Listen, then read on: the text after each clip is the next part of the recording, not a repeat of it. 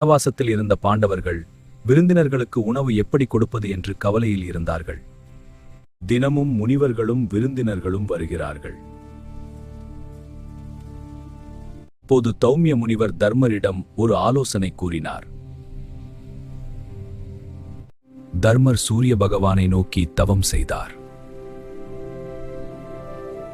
தர்மரின் தவத்தை கண்டு சூரிய பகவான் தோன்றினார். அவர் தர்மருக்கு ஒரு அதிசய பாத்திரத்தை கொடுத்தார். அதுதான் அக்ஷய பாத்திரம். இந்த பாத்திரத்தில் உணவு முடிவதே இல்லை. எத்தனை பேருக்கு உணவு கொடுத்தாலும் அது குறையாது. ஆனால் ஒரு நிபந்தனை இருந்தது. திரௌபதி சாப்பிட்டு பாத்திரத்தை கழுவி வைத்தால் அந்த நாளுக்கு அதில் உணவு வராது. ஒரு நாள் துர்வாச முனிவர் தனது சிஷ்யர்களுடன் வந்தார். இது தவறு நடந்தாலும் கோபித்து சாபம் விடுபவர்தான் துர்வாச முனிவர்.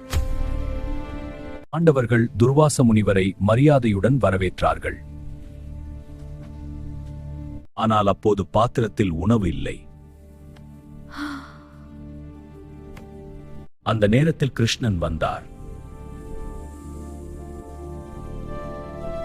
பாத்திரத்தை பார்த்த கிருஷ்ணர் அதிலிருந்த ஒரே ஒரு அரிசி பருக்கையை கண்டார். அந்த ஒரு பருக்கையை கிருஷ்ணன் சாப்பிட்டார். கிருஷ்ணன் சாப்பிட்ட அந்த ஒரே பருக்கையால் உலகமே வயிறு நிறைந்தது போலானது. அதுதான் அக்ஷய பாத்திரத்தின் அதிசயம்.